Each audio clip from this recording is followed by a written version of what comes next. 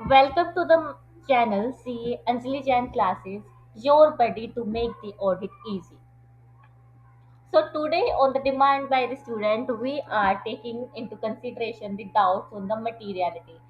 Students were like कि ma'am definition तो हम रट लेते हैं बट उसका एक्चुअल मीनिंग क्या था हमें ये पता ही नहीं. तो today we will be clearing your doubt in a practical manner on what is materiality. Right. अब ये तो आपको पता ही होगा कि जो मटीरियलिटी का कॉन्सेप्ट है it is given in SA 320. Right. Materiality in planning and performing an audit it is necessary to have the materiality to have that benchmark for the execution of audit work. अब materiality होती क्या है. सबसे पहले we will be going to our handwritten notes and then read with the book language. Materiality refers to the magnitude. Magnitude का मतलब होता है अमाउंट. क्या होता है? अमाउंट. ठीक है. और nature of the misstatement in FS. और मिसस्टेटमेंट का नेचर ही ऐसा है कि वो बाय नेचर मटेरियल हो सकती है. In financial statement which individually और in aggregate may influence the economic decision of the user taken on the basis of financial statement. Definition क्या बोलती है हमें. मटीरियलिटी क्या है. या तो एक वो अमाउंट है या फिर बाय नेचर ऐसी मिस्टेक है जो कि या तो खुद अकेले या फिर in aggregate with other misstatement influence कर सकती है हमारे यूजर ऑफ फाइनेंशियल स्टेटमेंट का इकोनॉमिक डिसीजन. मतलब अगर वो गलती मटेरियल है और यूजर को पता है तो हो सकता है उसका जो डिसीजन है वो चेंज हो जाता. फॉर एग्जाम्पल मैनेजमेंट खुद ही अपने बिजनेस को क्या करना चाहती है, एक्सपेंड करना चाहती है, एक्सपेंशन करना चाहती है. बेस्ड ऑन प्रीवियस ईयर्स उसका प्रॉफिट चल रहा है. इस बार लॉस हुआ था बट मैनेजमेंट ने उसको मैनिपुलेट करके क्या दिखा दिया, प्रॉफिट दिखा दिया. अब प्रॉफिट दिखाया है तो बिजनेस एक्सपेंशन के लिए पैसे चाहिए और बैंक से उसने प्रॉफिट के बेसिस पे क्या उठा लिया, लोन उठा लिया. जो कि बिल्कुल गलत है. अगर बैंक को पहले ही पता होता कि मैनेजमेंट ने प्रॉफिट को इन्फ्लेट किया है, अब इन्फ्लेट कैसे किया है वो हम देखेंगे, या अंडरस्टेट किया है वो भी हम देखेंगे. उसके बेसिस पे बैंक ने उसको क्या दे दिया, लोन दे दिया. अगर बैंक को पहले ही पता होता कि ये मिसस्टेटमेंट है और मटेरियल रहेगी तो शायद बैंक ने मैनेजमेंट को लोन दिया ही नहीं होता बिजनेस को एक्सपेंड करने के लिए. तो ये क्या हो गया, economic decision of the intended user. ठीक है. अब जो मटीरियलिटी है, मटीरियलिटी सेट करनी होती है हमें on the basis of a benchmark. हाल फिलहाल आप इसको याद रख सकते हैं कि जो मटीरियलिटी है वो प्रॉफिट बिफोर टैक्स पे निकाली जाती है. इसके और भी बहुत सारे बेंचमार्क होते हैं जैसे कि रिवेन्यू या फिर टोटल एसेट. अब वो डिपेंड करता है नेचर ऑफ एंटिटी कैसी है, वो सर्विस लाइन में है, वो मैन्युफैक्चरिंग है, वो रियल एस्टेट बिजनेस में है, लॉस मेकिंग है या फिर प्रॉफिट मेकिंग है. इन सब पे डिपेंड करता है. अगर आपको उन चीज़ों में डाउट होगा तो I will be bringing separate video for those things. ठीक है. तो अभी के लिए याद रखो मटीरियलिटी हम प्रॉफिट बिफोर टैक्स पे भी कर सकते हैं calculate. In my example I have taken 5% of profit before tax as materiality. जो मेरा क्लाइंट है उसकी जो मटीरियलिटी निकाली मैंने 5% पे निकाली नेट प्रॉफिट बिफोर टैक्स पे. उसका जो प्रॉफिट है वो कितना है, 50 लाख का. तो अकॉर्डिंगली जो मेरी मटीरियलिटी है वो कितनी आ जाएगी, 2,50,000. अब हमने डेफिनेशन में दो वर्ड पढ़े थे. First is individually and second is aggregate. अब हम बात करते हैं व्हाट इज दैट. इंडिविजुअली मतलब कि एक आइटम की गलती खुद में ही इतनी बड़ी है कि दूसरे के साथ मुझे देखना ही नहीं, उस इंडिविजुअल गलती से ही मुझे पता चल रहा है कि जो फिनेंशियल स्टेटमेंट है वो क्या है, मटीरियली मिसस्टेटेड है. For example I have the extract of PL taken from the client books जिसमें कि उसने क्या दिखाया, सेलिंग एंड एडमिन एक्सपेंसेस दिखाए 6 लाख के. अब जब मैंने ऑडिट किया तो दो केस हो सकते हैं, या तो मेरा जो एक्चुअल एक्सपेंस है वो कितना है 5,60,000 का, या फिर मेरा जो एक्चुअल एक्सपेंस है वो कितना है 2 लाख का। तो अब 5,60,000 के हिसाब से मेरा जो मिसस्टेटमेंट है, मैंने कितने अमाउंट की गलती कर रखी है एक्सपेंस को रिकॉर्ड करने में, 40,000 की। और ये जो 40,000 है मेरे लिए क्या है, इममटीरियल है। क्यों? क्योंकि ये मेरी मटीरियलिटी को एक्सीड कर ही नहीं रहा है। जो गलतियां मेरी मटीरियलिटी को एक्सीड नहीं करेगी तो वो मेरे लिए मटीरियल मिसस्टेटमेंट नहीं है। ये मिसस्टेटमेंट तो है कि मैनेजमेंट ने इसको ओवरस्टेट कर रखा है, बट ये मेरे लिए क्या नहीं है, मटीरियल नहीं है। ठीक है। केस 2, एक्चुअल एक्सपेंसेस 2 लाख थे, अब डिफरेंस कितना आया मेरे पास, 4 लाख का। इसका क्या मतलब हो गया कि मैनेजमेंट ने एक्सपेंसेस को बहुत ही ज्यादा लेवल पे ओवरस्टेट किया हुआ है। रीजन क्या हो सकता है, अगर मैं अपने खर्चे को बढ़ाऊंगी तो मेरा जो प्रॉफिट है वो क्या होगा, कम हो जाएगा। प्रॉफिट कम है तो उस पर मुझे टैक्स भी क्या पे करना पड़ेगा, कम।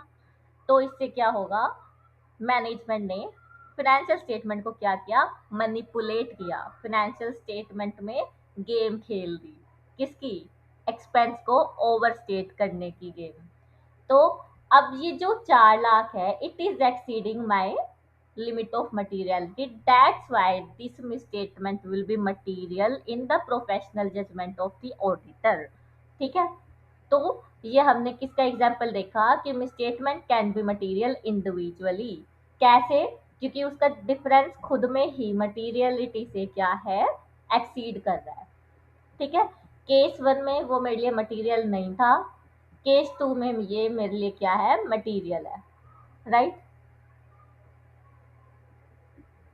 नाउ हम बात करते हैं एग्रीगेट एरर्स की। इन्वेंट्री में एरर थी, मैंने उसको कलेक्ट कर लिया कि 80,000 डिफरेंस है, ठीक है कोई बात नहीं। फिर उसके बाद डेप्रिसिएशन एक्सपेंसेस देखे तो 20,000 का डिफरेंस था, कोई बात नहीं। अभी 2,50,000 जो है एक्सीड नहीं हुए। एक्सपेंस मिसक्लासिफिकेशन, जैसे मैंने यहाँ पे आपको एक्सपेंसेस का दिखाया, यहाँ पे मिसक्लासिफिकेशन की भी एरर हो सकती है। 1,70,000 की एरर कर दी। अब आप ये देखो कि कोई भी तीनों ही अमाउंट जो है, कोई भी 2,50,000 को तो एक्सीड कर नहीं रहा। लेकिन अगर मैं तीनों गलतियों को एक साथ देखूं तो तीनों गलतियों का जो अमाउंट है वो एग्रीगेट करने पे, सम अप करने पे 2,70,000 आया। और वो क्या कर रहा है, मेरी मटीरियलिटी को एक्सीड कर रहा है। मटीरियलिटी कितनी थी, 2,50,000 की। तो इसका मतलब misstatement can be material in aggregate also. मैं गलतियां कलेक्ट करती गई, वो इंडिविजुअली नहीं हो पा रही थी मटीरियलिटी को एक्सीड, बट जब मैंने उनको इन एग्रीगेट देखा, ओवरऑल व्यू देखा सारी गलतियों को मिला के, तो वो एक्सीड कर रही थी 2,50,000 को। तो वो गलतियां जो है सब मिला के भी क्या होगी, in aggregate also they will be material to me, material misstatement होगी। ठीक है। तो हमने दो केसेस देखे, पहला इंडिविजुअल मटेरियल मिसस्टेटमेंट का, and then second material misstatement in aggregate. तो ये क्या था, दोनों ही केस हमारे किसके बेसिस पे थे, अमाउंट के बेसिस पे थे। ठीक है, मैग्नीट्यूड के बेसिस पे थे।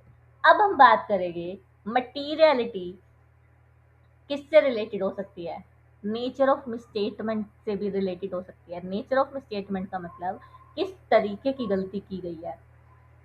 अमाउंट मेरे लिए सेकेंडरी हो जाएगा, बट वो रीजन मेरे लिए प्राइमरी हो जाएगा, जिसकी वजह से मुझे उसको क्या बोलना पड़े, मटीरियल बोलना पड़े। ठीक है। तो इसका केस हम देखते हैं। I have two example for this purpose, nature of misstatement के ऊपर। Case where amount is immaterial, ऐसे केसेस जहाँ पे अमाउंट इमटेरियल हो सकता है बट वो मिसस्टेटमेंट क्या होगी, मटीरियल। जैसे कि कैश एम्बेजलमेंट। एक अकाउंटिंग स्टाफ था, मिस्टर डाकू। वो क्या करता था, पेमेंट भी वही कलेक्ट करता था कस्टमर से और रिकॉर्ड भी वही करता था बुक्स ऑफ अकाउंट में।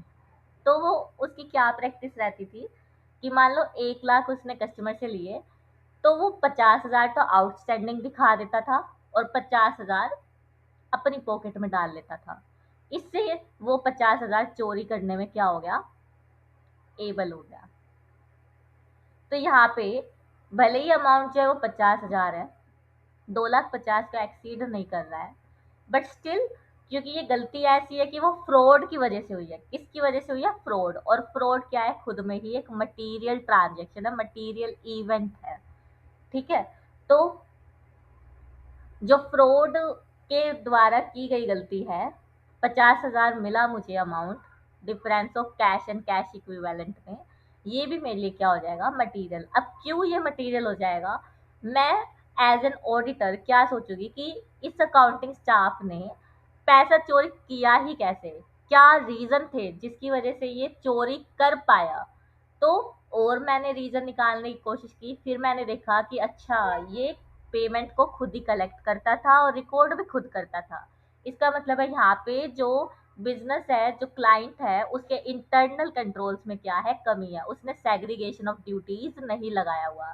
सेग्रीगेशन ऑफ ड्यूटी का मतलब मेकर चेकर कॉन्सेप्ट कि पेमेंट कलेक्ट करने वाला कोई और उसको बुक कीपिंग करने वाला कोई और होना चाहिए, राइट। और इनवॉइस जनरेट करने वाला कोई और होना चाहिए, so that maker checker concept यहाँ पे क्या हो सके, अप्लाई हो पाए। एक ही पर्सन के हाथ में अगर आप सारी ही अथॉरिटी एंड रिस्पॉन्सिबिलिटी दे दोगे तो वो तो फ्रॉड करेगा ही करेगा। तो यहाँ पे मेरे इंटरनल कंट्रोल्स वीक थे, जिसकी वजह से वो फ्रॉड करने में एबल रहा, उसने कैश चोरी कर लिया। तो ये मिसस्टेटमेंट भले ही अमाउंट इमैटीरियल है, एक जो करोड़ में खेल रहा है, जो मिलियन बिलियंस में खेल रहा है बिजनेसमैन, उसके लिए 50,000 की चोरी कोई बड़ी बात नहीं है। बट वो किया कैसे, इंटरनल कंट्रोल वीक होने के चक्कर में। तो इसलिए ये भी जो मेरे पास मिसस्टेटमेंट है वो क्या हो जाएगी, मटीरियल हो जाएगी, राइट। देन अपने पास नेक्स्ट एग्जांपल है transaction with related party. Transaction with related party में, अब अगर आपने मेरे यूट्यूब का थंबनेल देखा होगा तो उसमें मैंने हस्बैंड एंड वाइफ की फोटो लगाई हुई है। उसका मेन पर्पस क्या था, अब आपको ये तो पता ही है कि हस्बैंड एंड वाइफ क्या होते हैं, रिलेटिव होते हैं, राइट। अब वो रिलेटिव है, इसी तरीके से जो कंपनी है, कंपनी के रिलेटिव कौन होंगे, उसके बोर्ड ऑफ डायरेक्टर्स रिलेटिव होते हैं। बोर्ड ऑफ डायरेक्टर की फैमिली कंपनी के लिए क्या हो जाती है, रिलेटेड पार्टी हो जाती है। अब क्या हुआ, जो कंपनी है वो रेंट रेट एंड टैक्सेस का एक्सपेंस बुक करती थी अपने प्रॉफिट एंड लॉस अकाउंट में, ठीक है। 50 लाख का एक्सपेंस था।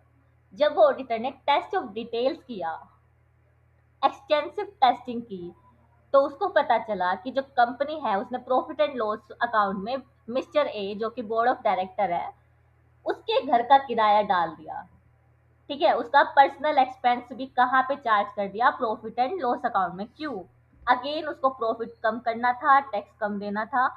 इसको हम क्या बोलते हैं, कल्यूजन विद रिलेटेड पार्टी, यानी रिलेटेड पार्टी के साथ मिली भगत करके क्या कर देना, फ्रॉड कर देना, एक्सपेंस को ओवरस्टेट या अंडरस्टेट कर देना, रिवेन्यू को इन्फ्लेट कर देना, कुछ मैनेजमेंट फाइनेंशियल टारगेट्स को मीट करने के लिए ऐसा करती है, मैनिपुलेट करती है रिवेन्यू को। ये तो मैंने एक्सपेंस का एग्जांपल लिया, रिलेटेड पार्टी के साथ मिलके रिवेन्यू के साथ भी मैनेजमेंट क्या करती है, मैनिपुलेशन कर देती है, सो दैट उनका जो टारगेट सेटिस्फाई होगा तभी तो उनको बोनस मिलेगा ना। तो ट्रांजेक्शन विद रिलेटेड पार्टी, इसमें गलतियां हुई है, तो ये भी मेरे लिए क्या है, मटेरियल। भले ही जो एक्सपेंस है वो 40,000 का है, but still it be material. क्यों, क्योंकि ये जो ट्रांजेक्शन है वो मैंने किसके साथ की है, रिलेटेड पार्टी के साथ मिलके की है। That's why this will be material for my users of financial statement, ठीक है। तो यहाँ से आपको मटीरियलिटी का कॉन्सेप्ट समझ आ गया होगा कि what is materiality exactly means.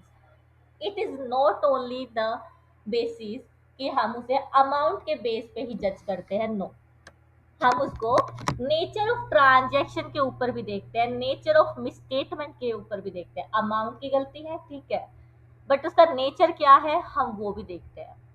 तो ये क्या हो गई, मेरी मटीरियलिटी हो गई। इसी चीज को अब हम क्या करते हैं, अपनी बुक से पढ़ते हैं, राइट।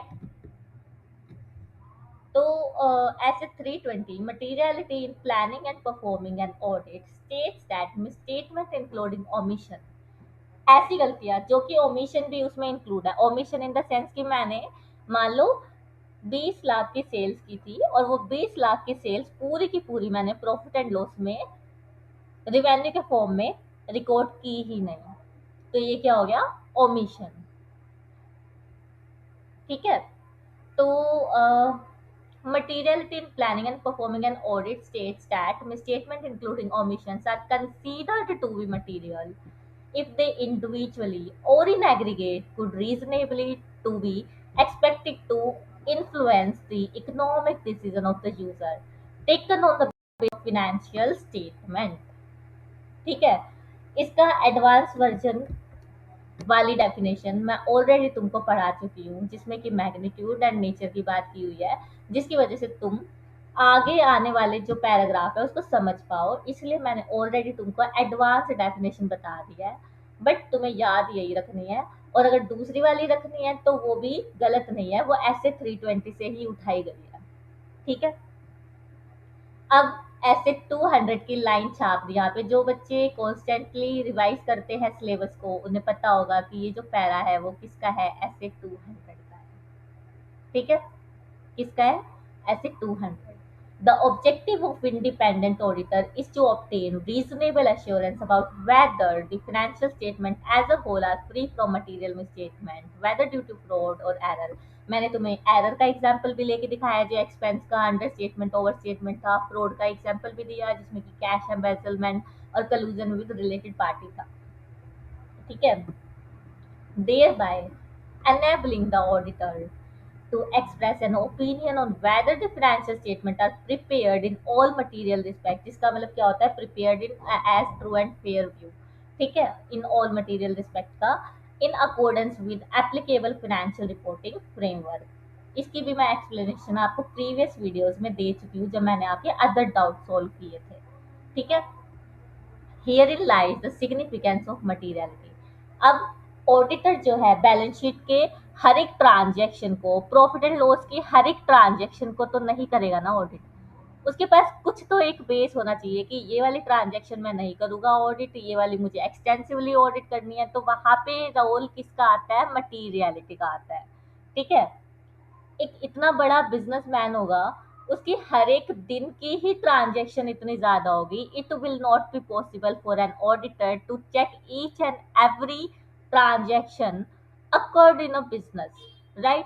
तो इसीलिए हमारे पास मटीरियलिटी का कॉन्सेप्ट आया है, एंड आगे इसी चैप्टर में अपने पास ये भी है कि वाई मटीरियलिटी इज इम्पोर्टेंट। ठीक है, तो वो चीज़ें वहाँ पे डिस्कस की गई है, बट मैं स्टिल एक ओवरव्यू देने के लिए बता रही हूँ कि एक बिजनेस में बहुत सारी ट्रांजेक्शन होती है, पर डे भी उसकी जो ट्रांजेक्शन है वो लैक्स में हो सकती है, 1 lakh 2 lakh number of transaction हो सकती है। तो it is not possible by an auditor to check each and every transaction occurred in a business. The auditor has to obtain reasonable assurance. इस वजह से तो वो क्या देता है, रीजनेबल एश्योरेंस देता है। एक एक ट्रांजैक्शन चेक करेगा तो एब्सोल्यूट दे सकता था, रीजनेबल किस लिए, क्योंकि उसने क्या किया है, सैंपल बेसिस पे किया है, कहीं पे एक्सटेंसिव चेकिंग की है डिटेल्ड और कहीं पे सैम्पलिंग बेसिस पे किया है, तो वहां पे वो क्या कर सकता है, सिर्फ और सिर्फ रीजनेबल एश्योरेंस दे सकता है। ठीक है, as whole are free from material misstatement, whether due to fraud or error. As a result of an audit, strive to identify significant risk of material misstatement। और रिस्क ऑफ मटेरियल मिसस्टेटमेंट मैं तुम्हें पिछली videos में समझा चुकी हूँ। And audit procedure are gear towards it. जहाँ पे मेरा जो अमाउंट है, जो डिफरेंस है, जो मिसस्टेटमेंट है, वो मटीरियलिटी को एक्सीड कर जाएगी, then I will say that particular misstatement is material to the financial statement which will affect the decision of my user of financial statement। And उसके बाद जो मैंने एग्जाम्पल में तुम्हें बताया था कि जो मटीरियलिटी है, it is not only based on amount but it will be considered on the basis of nature of misstatement also. तो वही इस पैराग्राफ में लिखा है, materiality is not always a matter of relative size। Relative size की बात नहीं होती है, सिर्फ और सिर्फ हमें ये देखना होता है नेचर कैसा है। For example, a small amount lost by fraudulent practice of certain employee, जैसे कि मैंने अकाउंटिंग स्टाफ का एग्जाम्पल लिया, can indicate a serious flaw in enterprise internal control system requiring immediate attention to avoid greater loss in future. Right?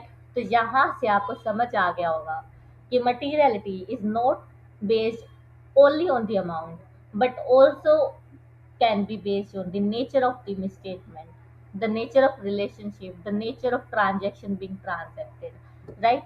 तो यहाँ पे अपना materiality का कॉन्सेप्ट हो जाता है खत्म। इतना मुश्किल नहीं था, बट आई थॉट कुछ students were asking me to have a practical video on concept of materiality. That's why मैं materiality का concept लेके आई हूँ। अगर आपको आगे भी कोई भी डाउट है तो you can ping me on my telegram channel, discussion group भी है जिसको मैं डिस्क्रिप्शन में डाल दूंगी। यू कैन कनेक्ट एंड वहाँ पे आपके 1-to-1 डाउट्स को क्या किया जाएगा, सोल्व किया जाएगा, either by the voice clip notes, either by my text, either by the YouTube video, wherever required. ठीक है? तो कोई डाउट है तो पूछ लेना। आई थिंक यहाँ पे we are good to wind up the session. या फिर तुम्हें समरी भी लिखवा दूँ कि मैंने क्या क्या एग्जाम्पल लिया है। तो मटीरियलिटी में अमाउंट वाइज मैंने क्या किया,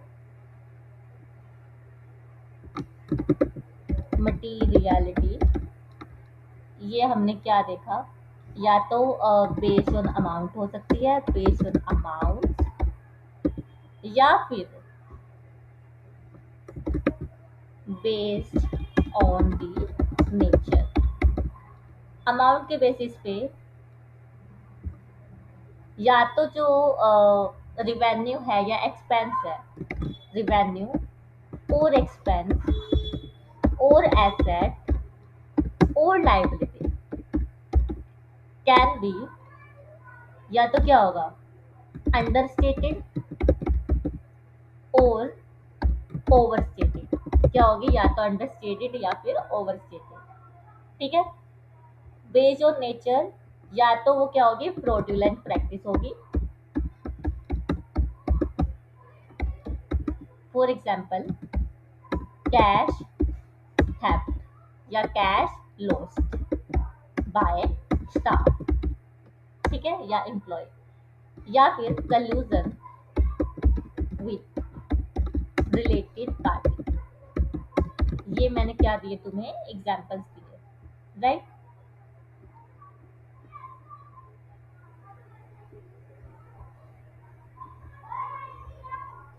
मटीरियलिटी मैग्नीट्यूड पे भी बेस्ड है और नेचर पे भी बेस्ड है। ठीक है? यहाँ पे आपको समझ आ गया होगा। एंड इस चीज़ को मैंने क्विकली समराइज भी कर दिया। जो ये वाला पार्ट है ना, बेस्ड ऑन नेचर, ये अपना किस में आ जाएगा, materiality is not always a matter of relative size. इस सेंटेंस को एक्सप्लेन करने के लिए ये बेस्ट एग्जांपल है। एंड अमाउंट वाइज तो आपने हमेशा ही सुना है, राइट? ये अपने पास क्या हो जाएगा, एग्जांपल्स ऑफ मटीरियलिटी।